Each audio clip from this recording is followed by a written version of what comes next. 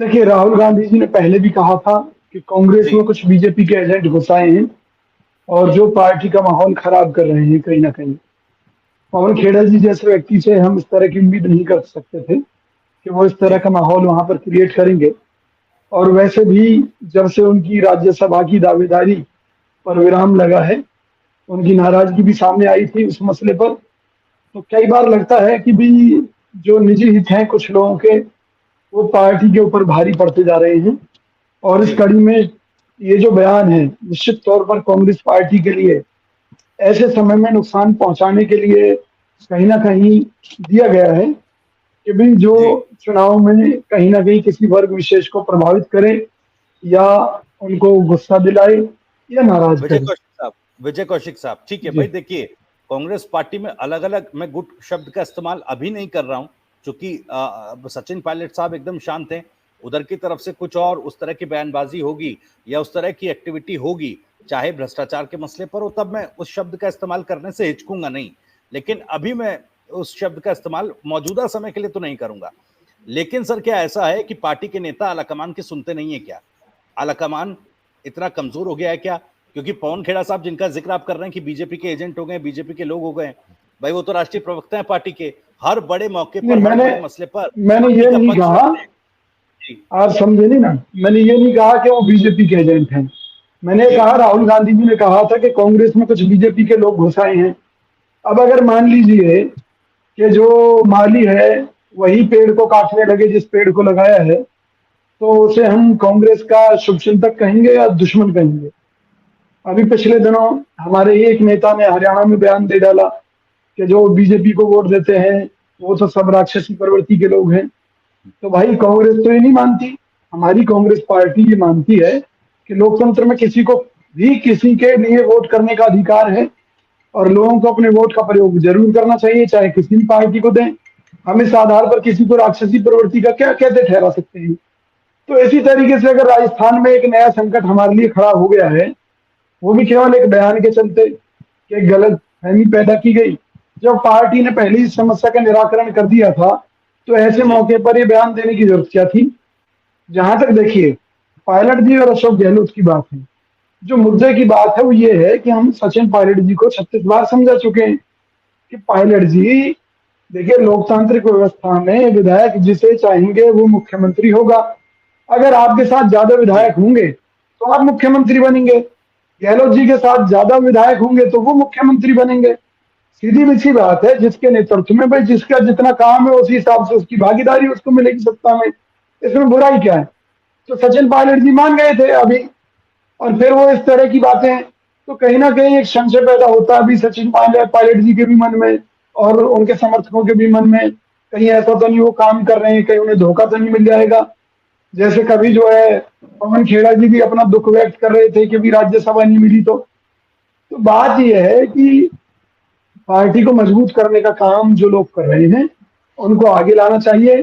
कहीं ना कहीं हमारी मीडिया सेल बिल्कुल फेल हो रही है भाजपा के प्रपंचों का, जी उनकी चालों का जवाब दे पाने में।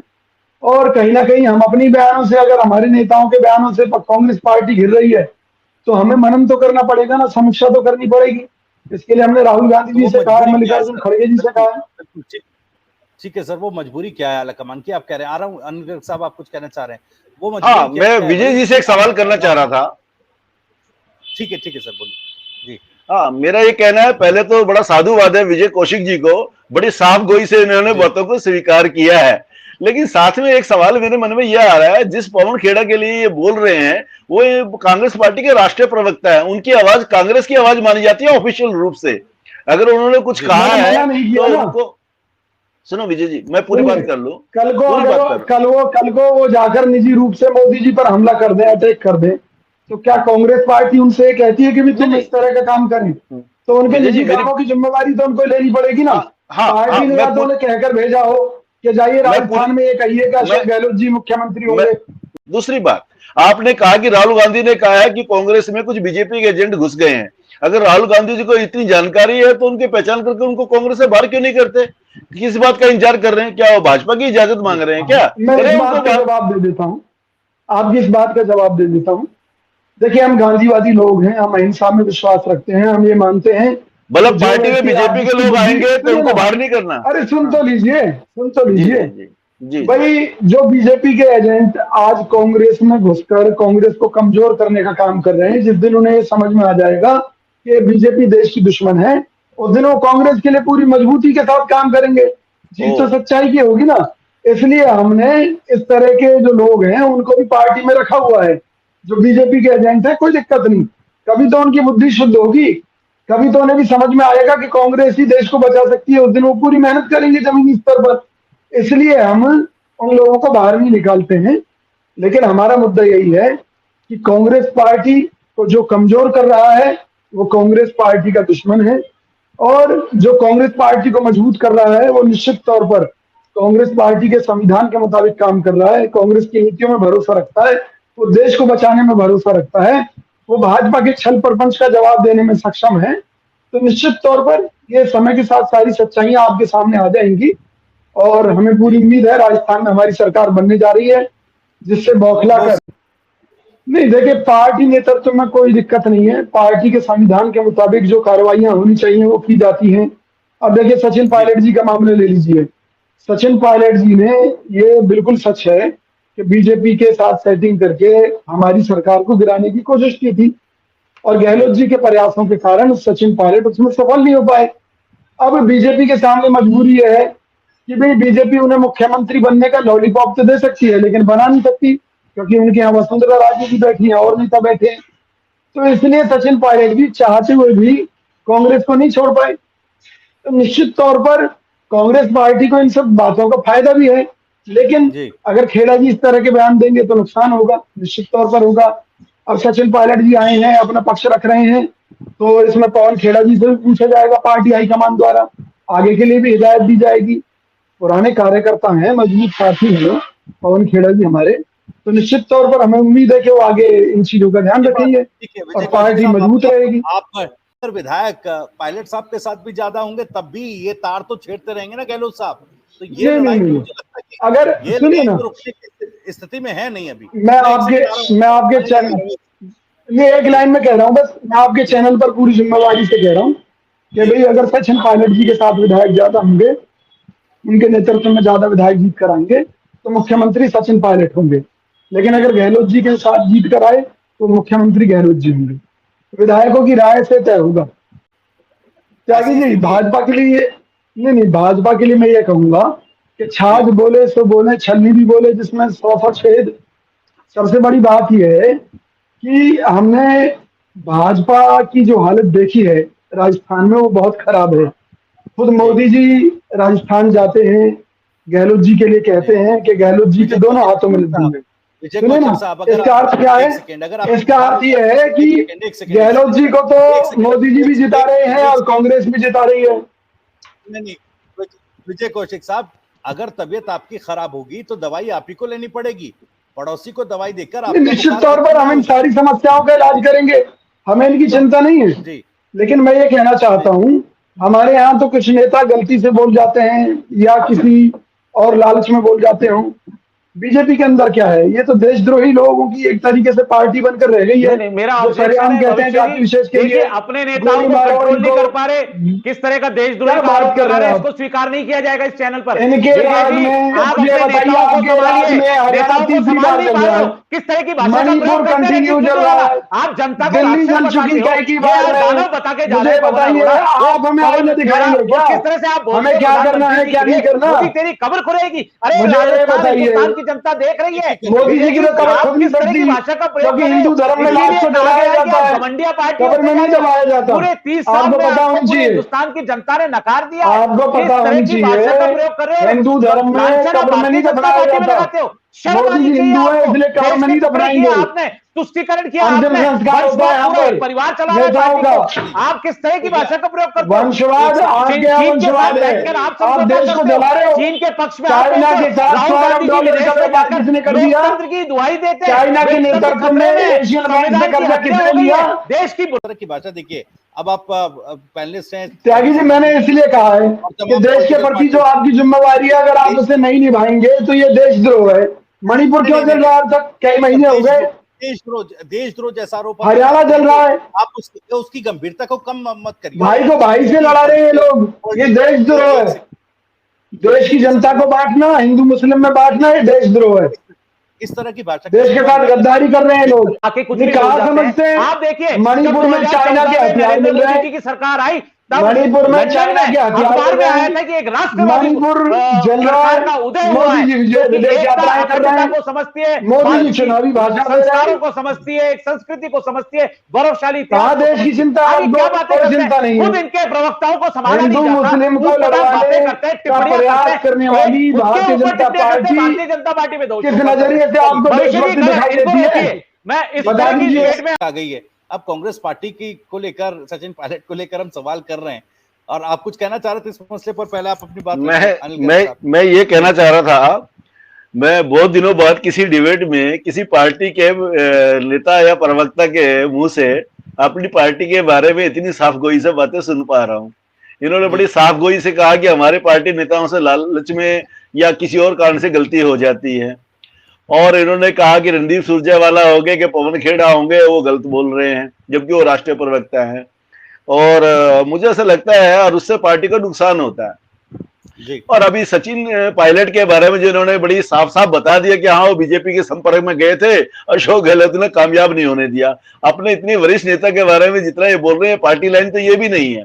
पार्टी ने कभी ये नहीं कहा, और सचिन पायलट ने कभी ये नहीं कहा कि मैं बीजेपी के साथ कुछ साफगोई कर रहा था। मुझे लगता है रणदीप सुरजेवाला और पवन खेड़ा के साथ अगला नाम विजय कौशिक का लिखना पड़ेगा कि ये भी पार्टी अपनी बयानबाजी से पार्टी का नुकसान कर रहे हैं।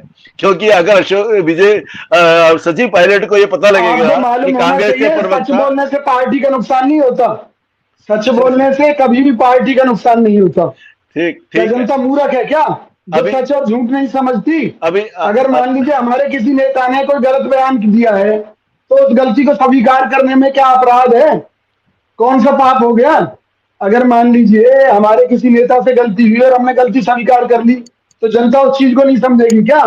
जनता तब तो हमसे टूट सकती है कि हम गलत बयान पर टिके रहे।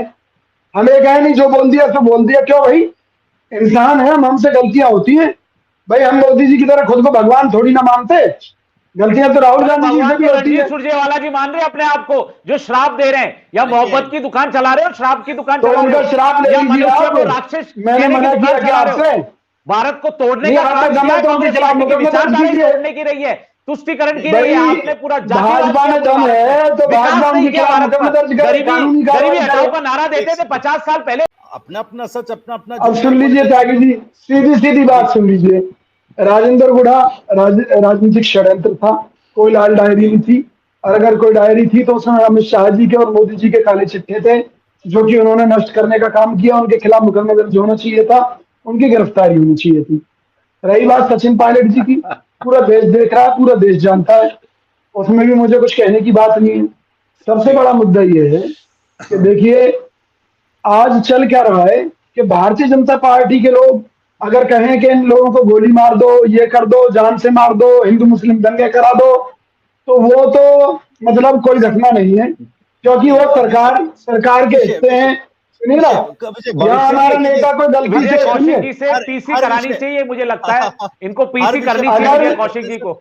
लेकिन आज अगर हमारा कोई नेता गलती से कोई बात कह जाता है, तो जो बीजेपी का प्रचार तंत्र है, जिस पर करोड़ों रुपए मोदी सरकार खर्च कर रही है, पार्टी बीजेपी की, और केवल कांग्रेस की छवि खराब करने के लिए, तो उन बयानों का गलत इस्तेमाल किया जाता है। मुझे बताइए ना, कहीं ये गलतियां कांग्रेस को आने वाले चुनाव में ले तो नहीं डूबेंगी?